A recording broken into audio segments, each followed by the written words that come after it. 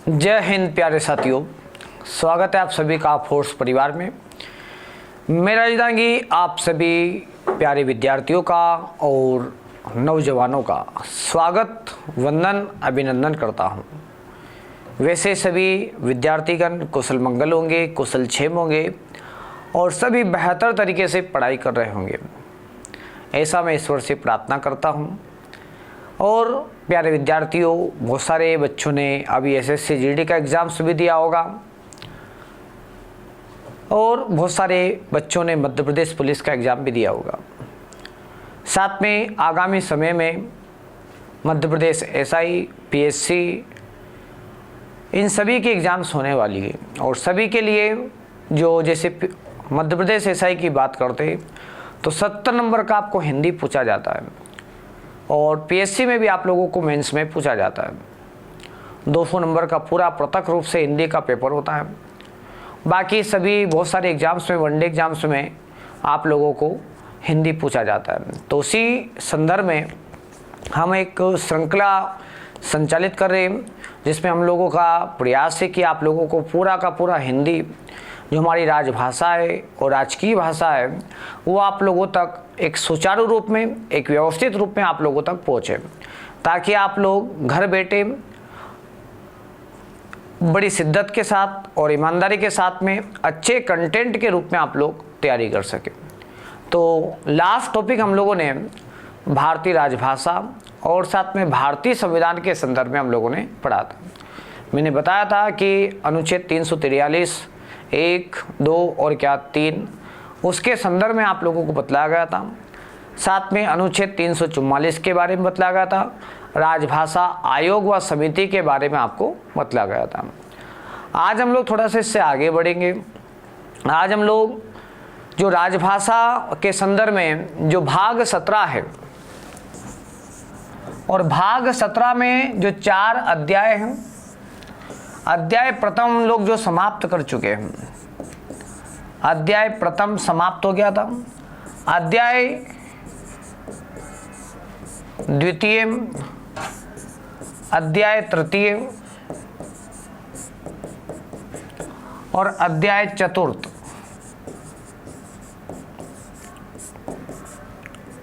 इन चारों के बारे में हम लोग जिक्र करेंगे। आज हम लोग यहाँ पे पढ़ेंगे अध्याय द्वितीय के बारे में, अध्याय तृतीय के बारे में और अध्याय चतुर्थ के बारे में। सबसे पहले हम लोग ये बात करते हैं कि अध्याय जो द्वितीय है इसमें क्या जिक्र किया गया है। अध्याय द्वितीय में अनुच्छेद 345, 346 और 347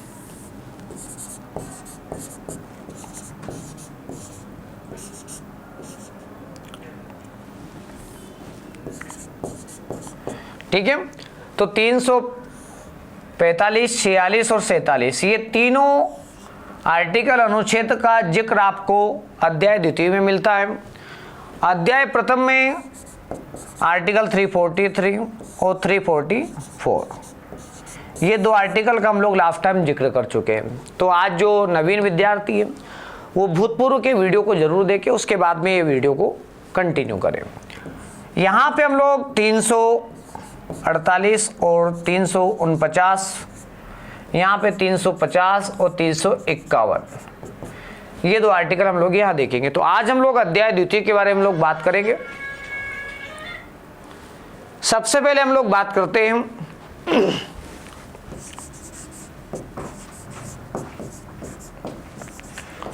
अनुच्छेद 345 के बारे में। अनुच्छेद 345 क्या कहता है? अनुच्छेद 345 कहता है किसी भी राज्य की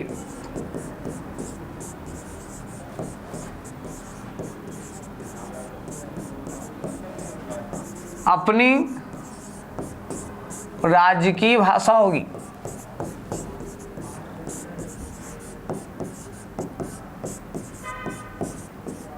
ठीक है। कोई भी राज्य अपनी राजकीय भाषा के रूप में वो चाहे तो हिंदी को राजभाषा का दर्जा दे सकता है या राजकीय भाषा के रूप में अपना सकता है, और हिंदी को नहीं चाहे तो किसी भी प्रादेशिक भाषा जो उसके प्रदेश में चलती है उस प्रादेशिक भाषा को राजकीय भाषा के रूप में अपना सकता है। अगर वो ऐसा नहीं करता तो जो अंग्रेजी भाषा होगी, अंग्रेजी भाषा यथावत रूप में राजकीय भाषा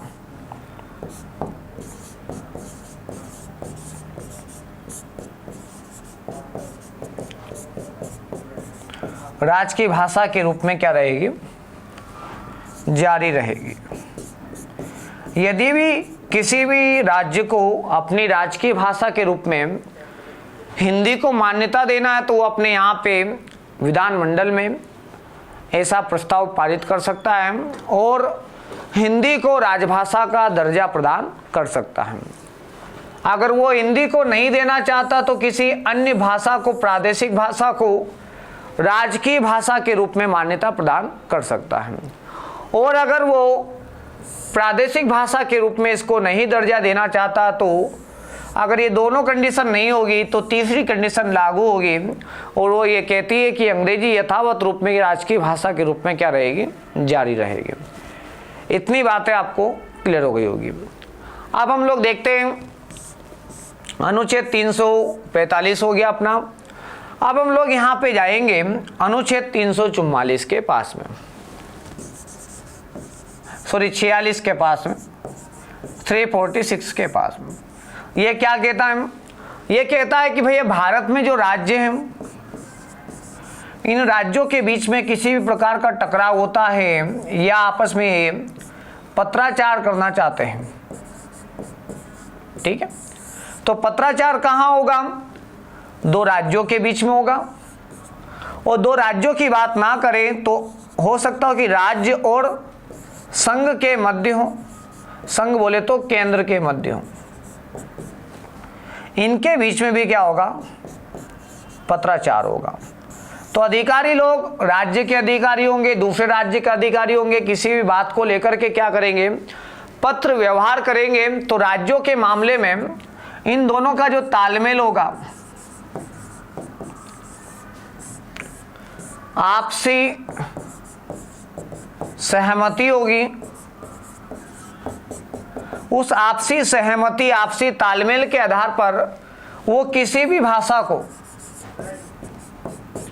किसी भी भाषा अपने उन राज्यों की जो भी राजकीय भाषा उसमें या फिर जो वो उचित समझते उस भाषा में क्या कर सकते हैं, पत्रचार की या पत्राचार की भाषा के रूप में, है ना, सहमति प्रदान कर सकते हैं। लेकिन जब क्या होगा, राज्य और संघ का मामला होगा, या तो प्रावधान ये होगा कि वो हिंदी में करे या अंग्रेजी में करे, या अगर ऐसा नहीं हो पा रहा तो संघ के द्वारा जो संघ चाहेगा, संघ द्वारा अधिकृत, या फिर हम लोग कहेंगे संघ द्वारा, ठीक है ना, जिसको मान्यता दी जाएगी, है ना, संघ जो भी कहेगा भाई हमको तो इस भाषा में क्या करना है, पत्राचार करना है, उस भाषा में क्या होगा, राज्य और संघ के बीच में, केंद्र के बीच में क्या होगा, पत्र व्यवहार होगा। तो हम लोग कह सकते हैं अनुच्छेद 346 क्या कहता है, दो राज्यों के बीच में पत्र व्यवहार और संघ और राज्यों के बीच में पत्र व्यवहार की जो भाषा होगी उसके संबंध में जो उल्लेख आपको मिलेगा वो अनुच्छेद 346 में मिलेगा। 346 के बाद में हम लोग आगे की ओर जाएंगे तो अनुच्छेद आपको मिलेगा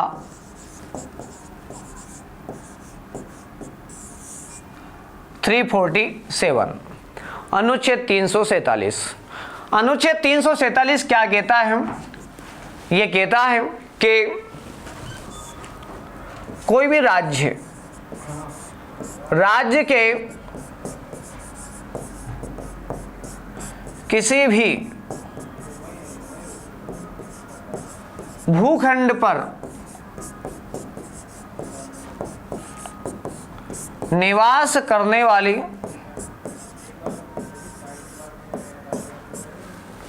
जनसंख्या के द्वारा किसी भाषा को लेकर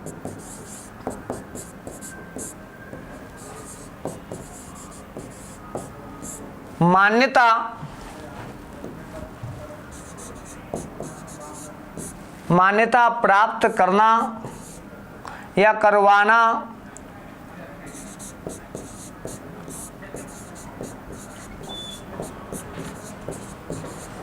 तो उसके संबंध में प्रावधान। ठीक है, अगर किसी भी राज्य का कोई भूखंड है, उस भूखंड पे विद्यमान कोई भी जनसंख्या के द्वारा किसी भाषा को लेकर के लगता है कि भैया उसको स्वतंत्रता का अधिकार नहीं मिल पा रहा है, वो अपना जीविका नहीं चला पा रहा है, और उसका कहीं ना कहीं जो पुरानी भाषा ये दूसरी भाषा उसके कारण हनन हो रहा है, अगर वो चाहता है कि भैया मुझे तो इस भाषा में शिक्षा मिलना चाहिए और ये भाषा हमारे लिए क्या है, जीविका या फिर हमारी संस्कृति का संरक्षण का कार्य कर रही है, तो ऐसी कोई भी भाषा जो उनकी रहेगी उस भाषा के संबंध में वो सरकार से मांग कर सकते हो। सरकार क्या करेगी, उस भाषा को मान्यता प्रदान करेगी। उस भाषा के संबंध में विशेष जो प्रावधान है वो उल्लेखित कहाँ पर है, आपके 347 में है। अब इसके बाद में हम लोग आगे की ओर जाते हैं, तो अनुच्छेद आता आप लोगों का 348। कौन सा आर्टिकल आता है? 348 आता है। ये क्या कहता है? आर्टिकल 348 कहता है, अभी हम लोग 3 आर्टिकल देख चुके बच्चों, कितने? 345 देखा था हम लोगों ने। 345 में हमको मिला था किसी भी राज्य की अपनी राजकीय क्या होगी, भाषा होगी। दूसरा देखा था 346, 2 राज्यों, संघ और राज्यों के बीच में क्या होगा, पत्र व्यवहार की भाषा होगी। संघ और राज्य के बीच में पत्र व्यवहार की भाषा संघ द्वारा मान्यता प्राप्त भाषा होगी।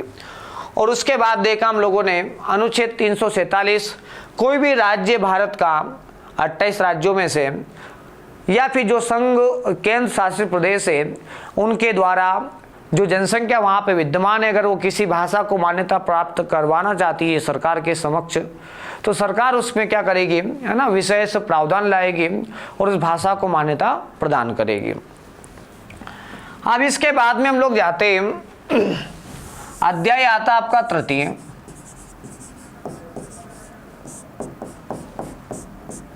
अध्याय 3 की हम लोग बात करते तो इसमें आपको अनुच्छेद 348 और 349 ये 2 आर्टिकल यहां पर मिलेंगे। पहला आर्टिकल 348 ये कहता है, अध्याय 3 का, हाई कोर्ट, सुप्रीम कोर्ट, संसद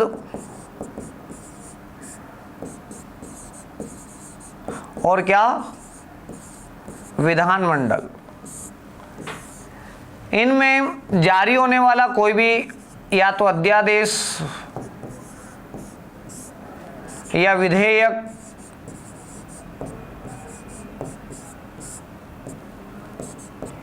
अधिनियम, ठीक है ना, इनकी जो भाषा होगी जब तक प्रावधान नहीं हो जाता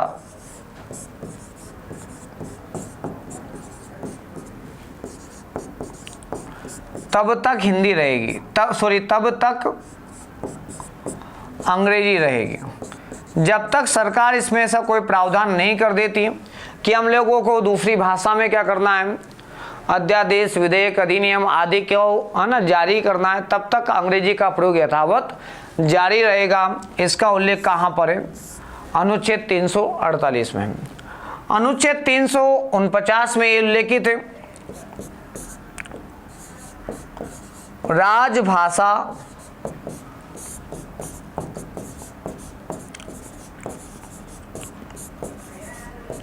संदर्भ में विशेष प्रक्रिया। और ये विशेष प्रक्रिया किसके बारे में बताता? अगर राजभाषा में कोई भी संशोधन करना है, कोई भी विधेयक प्रस्तुत करना है, कोई भी अधिनियम लाना है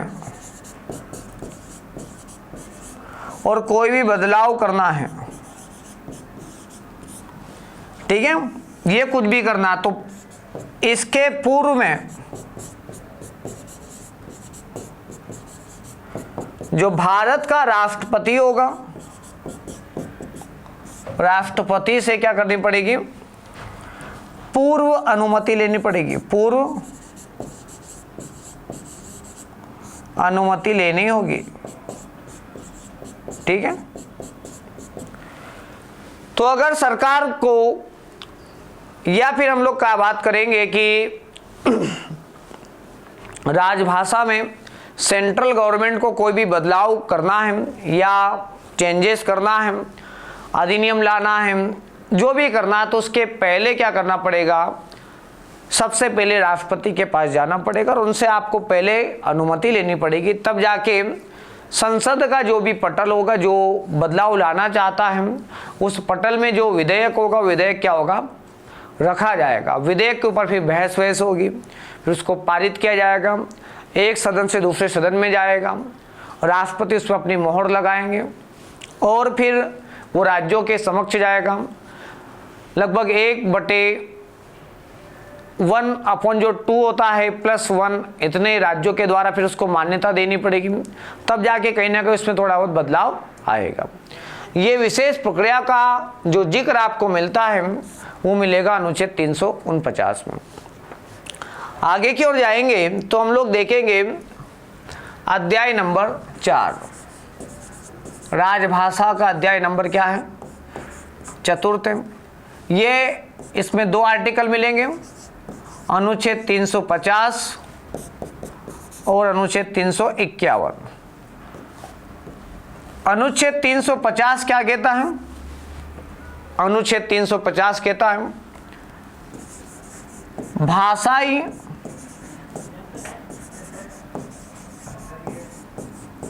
अल्पसंख्यक के व्यथा निवारण हेतु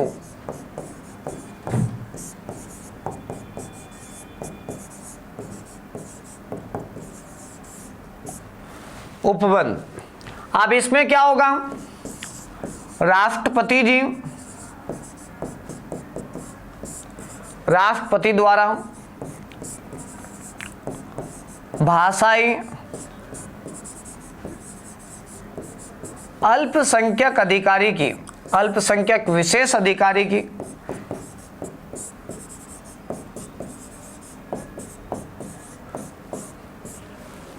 विशेष अधिकारी की क्या की जाएगी? नियुक्ति की जाएगी, ठीक है। और दूसरा होगा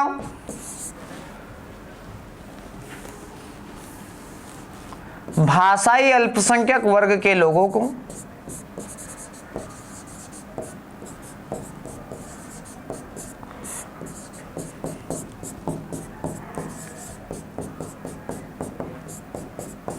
उनकी मातृभाषा, कौन सी भाषा?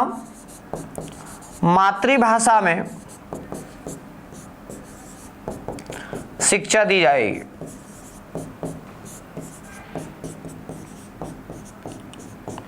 ये दोनों पॉइंट का आपको याद रखना है। ये आपको दोनों पॉइंट कहां मिलेंगे? आपको अनुच्छेद 350 में। अब आता 351। अनुच्छेद 351 क्या कहता है? अनुच्छेद 351 कहता है कि जो संघ बोले तो केंद्र की सरकार होगी, हिंदी का प्रचार और प्रसार किया जाएगा। सरकार की जिम्मेदारी होगी कि वो हिंदी को राजभाषा के रूप में किस प्रकार से प्रसारित करें ताकि जन मानस तक और जन जन तक हिंदी राजभाषा के रूप में और श्रेष्ठ भाषा के रूप में उभर करके सामने आए। तभी आप लोग वैश्विक हिंदी सम्मेलन या हिंदी के संबंध में जो भी प्रमुख पुरस्कार होते हैं उन सभी का आप लोग जिक्र देखते हो। ये सब क्यों किया जाता है? क्योंकि इनका जिक्र मिलता है आपको अनुच्छेद 351 में। तो ये हमारे राजभाषा के संबंध में विशेष अनुच्छेद थे जिनका हम लोग जिक्र कर चुके हैं। एक बार पुनः मैं आप लोगों को बतला देता हूँ कि मैंने सबसे पहले आपको बताया था अनुच्छेद 120, फिर 210, फिर 43, 343, 344, 345, 346, 347, 348, 349 और 350, 351 ये आर्टिकल हम लोग भाषा और राजभाषा के संबंध में देख चुके हैं। अब हम लोग देखेंगे 8वीं अनुसूची के बारे में। किसके बारे में? 8वीं अनुसूची। यदि 8वीं अनुसूची का जिक्र किया जाता है तो इसमें प्रारंभ में कितनी भाषाएं थी और वर्तमान में कितनी भाषाएं, ये आपको पूछा जाता है। 8वीं अनुसूची में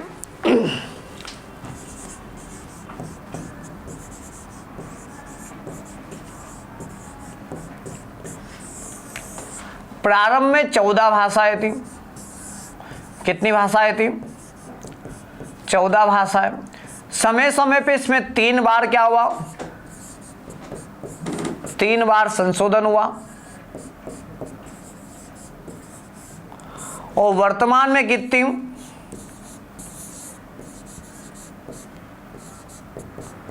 22 भाषाएं। ठीक है, तो प्रारंभ में इसमें 14 भाषाएं थी और वर्तमान में इसमें कितनी? 22 भाषाओं का जिक्र मिलता है। और ये 22 भाषाएं कैसे बनी, कब बनी? तो हम लोग कहेंगे 3 बार इसमें क्या हुआ था? संशोधन। सबसे पहले देखते कि 14 भाषाएं कौन कौन सी थी, आपको ये पूछी जाती है। नंबर 1 आता है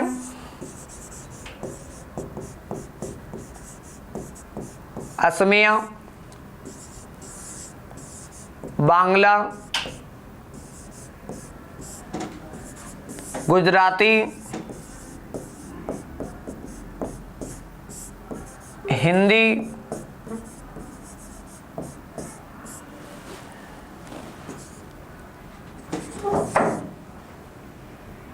कन्नड़,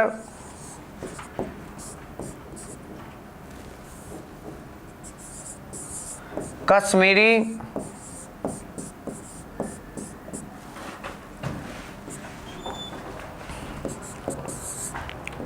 मलयालम,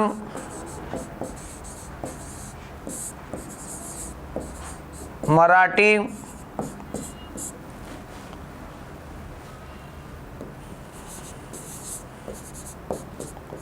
उड़िया,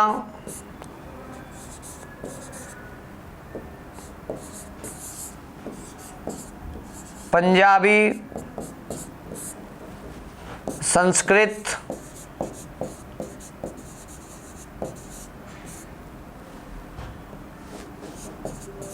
तमिल, तेलुगु,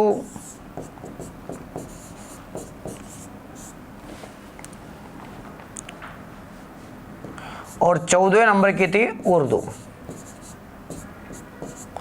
तो ये 14 भाषाएं थी। एक बार पुनः याद रखिएगा आप लोग क्या क्या थी। नंबर 1 पे आता है असमिया, जो आपको याद रखना है। फिर बांग्ला, गुजराती, हिंदी। हिंदी को नंबर 4 पे रखा गया था। कन्नड़, कश्मीरी, मलयालम, मराठी, उड़िया, पंजाबी, संस्कृत को नंबर 11 पे रखा गया है। तमिल, तेलुगु और क्या? उर्दू। ये 4 भाषाओं का नाम आपको याद रखना है। वैसे तो नाम 14 ही होना चाहिए क्योंकि आपको जीके में भी आपको यहां से प्रश्न बनता है। भारतीय संविधान में से प्रश्न पूछा था 8वीं अनुसूची का। निम्न में से किसको कौन सी मान्यता प्राप्त भाषा या कौन सी नहीं है, ये दो प्रकार से प्रश्न बनते। तो इन 14 भाषाओं का नाम आपको पता होना चाहिए। बाकी आपको एक प्रश्न ऐसा भी बनता कि प्रथम भाषा के रूप में किसको दर्जा प्रदान किया गया था, तो हम लोग कहेंगे कि प्रथम भाषा के रूप में भारतीय संविधान में असमिया का जिक्र मिलता है। और यदि हिंदी की बात करें तो चौथे नंबर पर मिलती है, और संस्कृत 11वें नंबर पर, और उर्दू आपको 14वें नंबर पर आपको देखने को मिलती है। फिर इसमें समय समय पर 3 बार क्या होता है, संशोधन होता है। 3 बार संशोधन कौन कौन सा होता है? सबसे पहली बार होता है 21वां संविधान संशोधन। प्रश्न आता है कि राजभाषा के संदर्भ 8वीं अनुसूची के संदर्भ में 21वां संविधान संशोधन कब हुआ था? तो आपको याद रखना बच्चों 1967 की बात है। इस समय 21वां संविधान संशोधन हुआ, और जो सिंधी भाषा थी, सिंधी भाषा को 15वीं भाषा के रूप में मान्यता प्रदान की गई। और फिर बाद में 71वां संविधान संशोधन होता है। कौन सा? 71वां संविधान संशोधन होता है। और 71वां संविधान संशोधन के द्वारा कुछ भाषाओं को यहां पर जोड़ा जाता है, कुछ भाषाओं के रूप में। और ये होता कब है? तो आपको याद रखना 1992 की बात है। 1992 में यह संशोधन होता है। और इस संशोधन में 3 भाषाओं को जोड़ा जाता है, कोंकणी को, मणिपुरी को और नेपाली को। किस किस को? कोंकणी, मणिपुरी और क्या? नेपाली। इन 3 भाषाओं को मान्यता प्रदान की जाती है। अब इसके बाद में फिर अगला जो संशोधन होता है 21वां, 71वां, फिर होता है 92वां।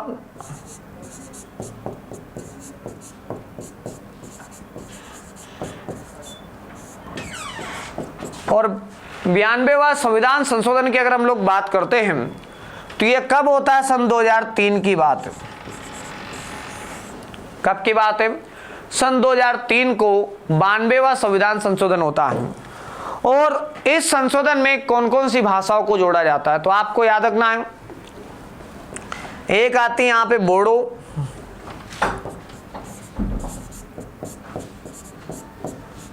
डोंगरी, मैथिली,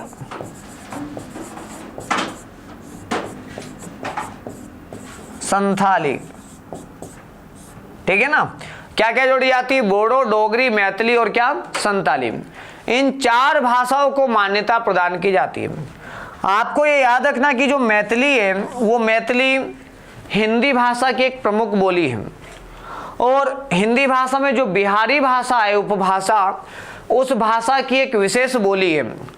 तो आपको याद रखना कि भारतीय संविधान की 8वीं अनुसूची में एकमात्र बोली जो हिंदी भाषा की बोली है उसको शामिल किया गया है। एकमात्र 17 बोलियों में से कौन सी बोली? एकमात्र बोली। उस बोली का नाम क्या है? मैथिली। इस मैथिली को भाषा के रूप में मान्यता प्रदान की गई है। और ये 92वां संविधान संशोधन था जो 2003 में हुआ था, इसके तहत ये मान्यता प्रदान की गई है। तो आपको इतनी बातें याद रखना है।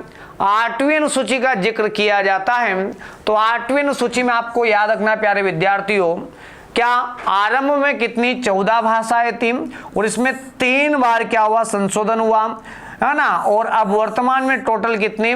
22 भाषाएं। आरंभ में इसमें असमिया, बांग्ला, कन्नड़, ठीक है ना, असमिया, बांग्ला, गुजराती, हिंदी, कन्नड़, कश्मीरी, मलयालम, मराठी, उड़िया, पंजाबी, संस्कृत, तमिल, तेलुगु और उर्दू, ये 14 भाषाएं थी। वर्तमान में 21वां संविधान संशोधन 1967 में हुआ, सिंधी भाषा को मान्यता प्रदान किया गया। 71वां संविधान संशोधन 1992 में हुआ। कोंकणी, मणिपुरी और नेपाली को मान्यता प्रदान किया गया।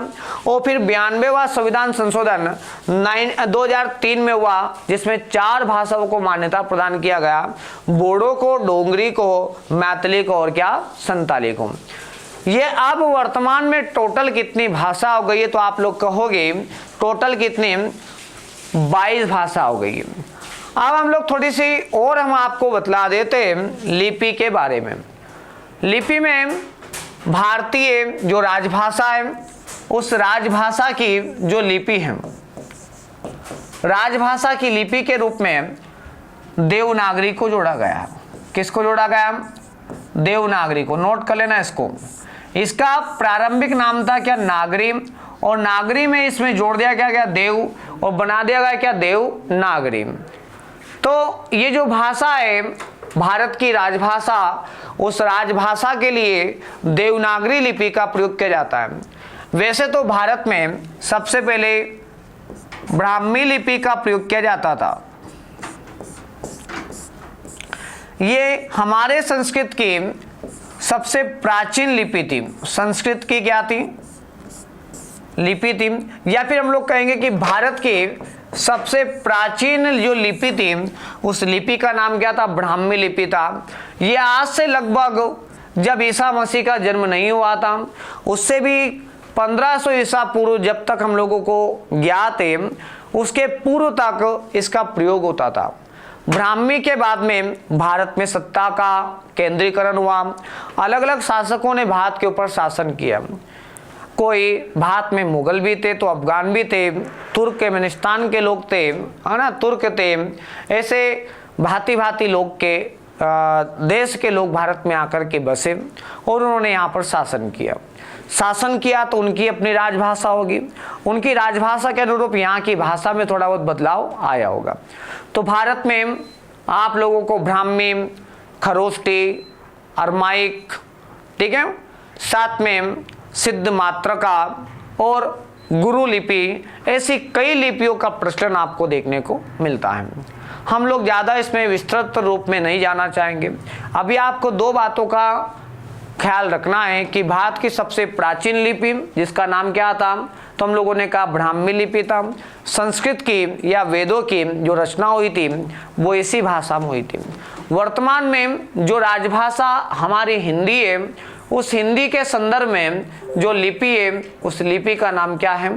देवनागरी लिपि है। ठीक है। और देवनागरी लिपि का विकास हुआ किससे? तो आप लोग कहोगे संस्कृत भाषा की जो लिपि थी उससे वर्तमान में जो विकसित होकर के लिपि आई है उसका नाम क्या? देवनागरी। तो देवनागरी की आदि जननी किसको कहते? तो ब्राह्मी को कहा जाता है। आशा इतनी बातें आपको समझ में आ चुकी होगी प्यारे विद्यार्थियों। अब हम लोग थोड़ा सा आगे बढ़ना चाहेंगे, कुछ चीजें और आपको बतलाना चाहेंगे। हिंदी के अंतर्गत आप लोग जो पढ़ रहे हो, इसको प्रॉपर तरीके से आप लोग एक कॉपी में नोट करते जाना, और नोट करने के साथ साथ में जब टॉपिक आपका कंप्लीट होता है तो आप लोग क्या करोगे? उसके ऑब्जेक्टिव सोल्व करोगे, तो आप लोग एक अच्छा स्कोर आप लोग कर पाओगे। ठीक है। तो यहाँ तक की बातें क्लियर हो गई होगी आप लोगों को। अब एक प्रश्न आप लोगों को बनता है, कहाँ से? विश्व हिंदी सम्मेलन से। कहाँ से बनता है?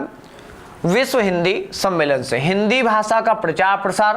तो आज हम लोग देखेंगे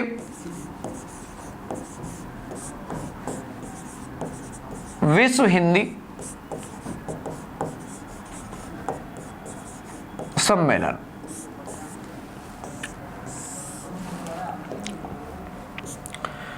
विश्व हिंदी सम्मेलन में 2-3 बातें पूछी जाती हैं। एक तो इसका क्रम पता होना चाहिए आप लोगों को, अभी तक टोटल कितने हो गए। दूसरा, प्रथम कहाँ हुआ था? तो आपको देश का नाम, देश के साथ में आपको किस स्थल पर हुआ था, शहर का नाम, और शहर के साथ में आपको ये कब हुआ था। बोले तो सन, तारीख आपको याद नहीं रहे तो सन तो आपको याद होना चाहिए, और अगर कुछ विशेष है तो उस विशेष वाक़ये के बारे में। इन 3-4 पहलुओं में आप लोगों को विश्व हिंदी सम्मेलन की जो विशेष बातें हैं वो आपको याद करना है। अभी तक हम लोग वैश्विक हिंदी सम्मेलन की बात करते हैं तो टोटल 11 वैश्विक हिंदी सम्मेलन हो चुके हैं। सबसे पहले हम लोग बात करते हैं इंडिया में होता है। कहाँ होता है? इंडिया में। पहले मैं आपको सन बाद में बताऊंगा, पहले आप लोग देश, शहर, ये 2 चीजें याद कर लो। इंडिया का शहर कौन सा था? तो हम लोग कहेंगे इंडिया का जो शहर था वो था नागपुर। क्या था? नागपुर। नागपुर में यह पहला विश्व हिंदी सम्मेलन हुआ था। इसके बाद में दूसरा विश्व हिंदी सम्मेलन मॉरिशस में हुआ।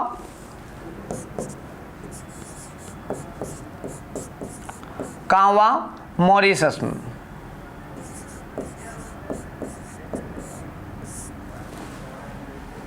ठीक है। और मॉरिशस का जो पोर्ट लुई है, कौन सा शहर है? Port Louis. इस पोर्ट लुई शहर में हुआ। फिर आपका वापिस इंडिया में हुआ और इंडिया का जो नई दिल्ली शहर है,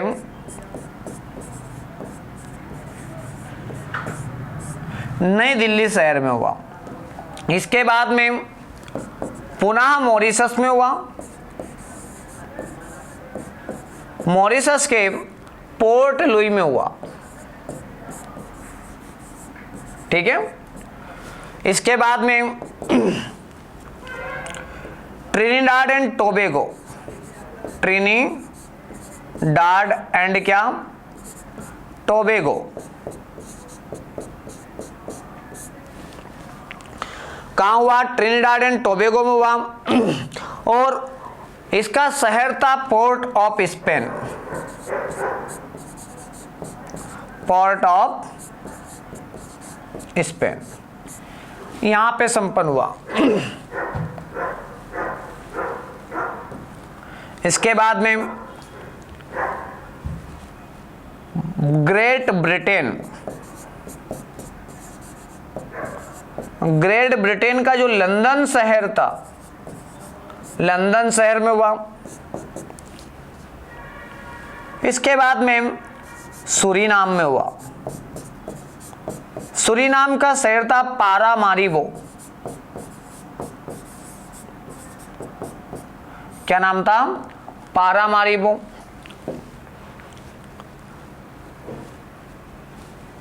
इसके बाद में जोहान्सबर्ग, सॉरी, दक्षिण अफ्रीका। दक्षिण अफ्रीका का शहर था जोहान्सबर्ग। जोहान्सबर्ग में संपन्न हुआ। अब यहाँ पे स्पेस नहीं है, तो पहले हम लोग देख रहे थे कि पहला, दूसरा, तीसरा, चौथा, पांचवा, है ना, छठवां, सातवां और ये 8वां। अपने को 3 और पढ़ना तो आगे पढ़ लेंगे। तो 8 वैश्विक हिंदी सम्मेलन का हम लोगों ने यहाँ पर जिक्र किया। 8 कौन कौन से थे? पहला हुआ था इंडिया में, नागपुर में। दूसरा हुआ था मॉरिशस पोर्ट लुई में। तीसरा हुआ इंडिया नई दिल्ली में। चौथा हुआ मॉरिशस पोर्ट लुई में। और 5वां जो हुआ ट्रिनिडाड और टोबैगो में हुआ, पोर्ट ऑफ स्पेन नामक स्थान पर। और 6वां जो हुआ ग्रेट ब्रिटेन में हुआ, लंदन में। और 7वां जो हुआ सूरीनाम में हुआ, पारामारिबो में हुआ। और 8वां जो हुआ दक्षिण अफ्रीका की बात कर रहे हैं हम लोग। दक्षिण अफ्रीका का शहर क्या था? जोहान्सबर्ग था। यहां पर संपन्न हुआ। अब यहाँ पे कुछ प्रश्न आपको सन के भी पूछे जाते हैं, तो आपको यहाँ पे तारीख भी पता होना चाहिए। पहला हुआ था 10 से 14 जनवरी की बात थी। ठीक है। और 1975 की बात थी। और पहला तारीख था 10 जनवरी था, इसलिए हम लोग 10 जनवरी को क्या मनाते हैं? विश्व हिंदी दिवस मनाते हैं। ठीक है। क्या मनाते हैं? विश्व हिंदी दिवस के रूप में हम लोग सेलिब्रेट करते हैं। ये बात आपको याद रखना है। ठीक है। अब उसके बाद में मॉरिशस में ये 76 लिख दिया, सॉरी 75 बेटा है ना यहाँ।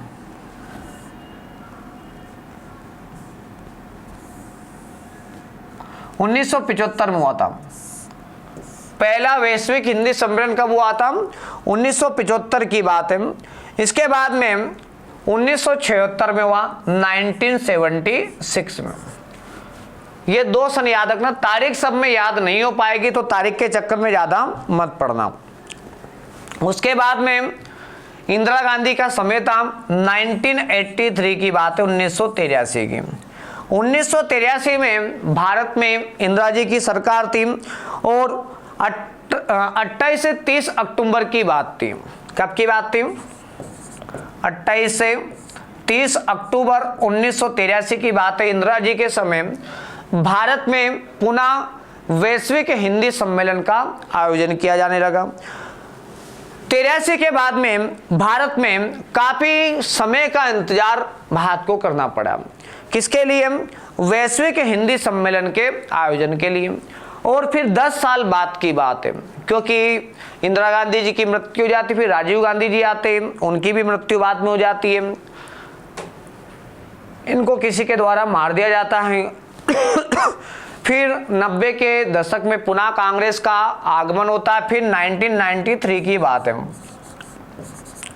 1993 में क्या होता है? मॉरिशस का पोर्ट लुई में पुनः क्या होता है? वैश्विक हिंदी सम्मेलन का आयोजन होता है।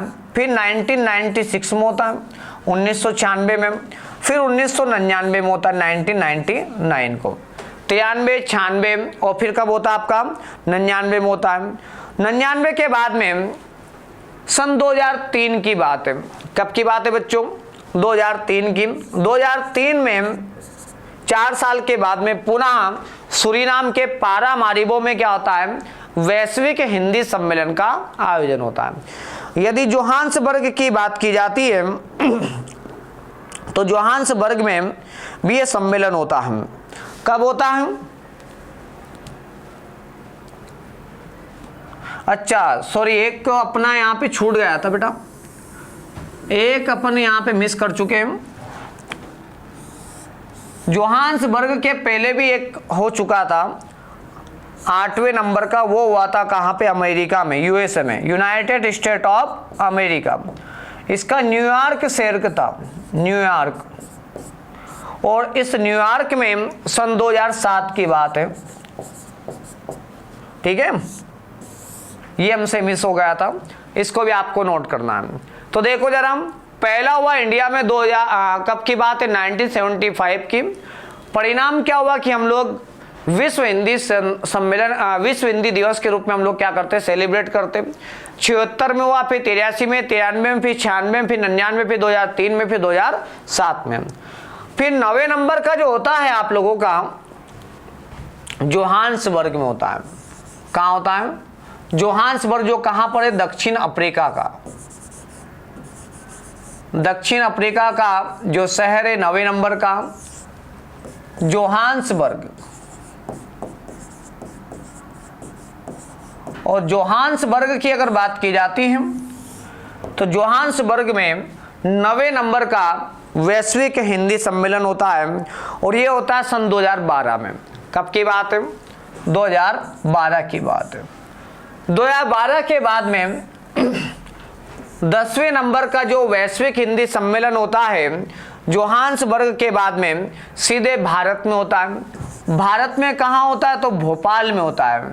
और भोपाल कहाँ है? तो हम लोग कहेंगे मध्य प्रदेश की राजधानी भोपाल में होता है। और ये कब होता है? सन 2015 में। यह पहला मौका था कि जब भारत के मध्य प्रदेश में क्या होता है? मध्य प्रदेश में प्रथम बार, ठीक है, और भारत में क्या तीसरी बार इस सम्मेलन का क्या होता है? आयोजन होता है। इस समय 2015 में मोदी जी की सरकार थी, यह भी आपको याद रखना है। फिर 11वें नंबर की हम लोग बात करते हैं तो 11वें नंबर का पुनः मॉरिशस में हुआ बेटा, और मॉरिशस का शहर है पोर्ट लुई। कौन सा शहर है? Port Louis. सन 2018 की बात है। कब की बात है? सन 2018 में अभी पोर्ट लुई में ये जो सम्मेलन है वो संपन्न हुआ। 18 से 20 अगस्त का समय था। 18 से 20 अगस्त का समय। 18 से 20 अगस्त सन 2018 को पुनः मॉरिशस के पोर्ट लुई शहर में विश्व हिंदी सम्मेलन का क्या किया गया है, आयोजन किया गया है। आपको एक प्रश्न बार बार पूछा जाता रहता है कि जो भारत का भोपाल, बोले तो मध्य प्रदेश की जो राजधानी है भोपाल, यहाँ पे कौन से नंबर का वैश्विक हिंदी सम्मेलन का आयोजन हुआ? तो आप लोग कहोगे कौन से नंबर का? 10वें नंबर का वैश्विक हिंदी सम्मेलन का आयोजन हुआ। और यदि आपसे पूछा जाता है कि जो 10वां वैश्विक हिंदी सम्मेलन था, इसकी तारीख आपको कभी पूछ ली जाती है तो 10 से 12 सितंबर आपको इसके संदर्भ में याद रखना है ना, क्योंकि मध्य प्रदेश है तो मध्य प्रदेश में अगर कोई पेपर होता है तो वो जरूर इसकी तारीख पूछ लेता है, तो आपको ये याद रखना है। ये टोटल हमारे कितने 11 विश्व हिंदी सम्मेलन हो गए। मुझे पूरा यकीन है कि आप लोगों को विश्व हिंदी सम्मेलन भी ज्ञात हो गए होंगे। तो आज हम लोगों ने यहाँ पे राजभाषा के संबंध में, 8वीं अनुसूची के बारे में और हिंदी के प्रचार प्रसार के बारे में हम लोगों ने जिक्र किया। कल हम लोग एक नवीन अध्याय हम लोग देखेंगे। तो आज का लेक्चर हम लोग यहीं समाप्त करेंगे। कल पुनः आप लोगों से मिलेंगे। जय हिंद, जय भारत, धन्यवाद।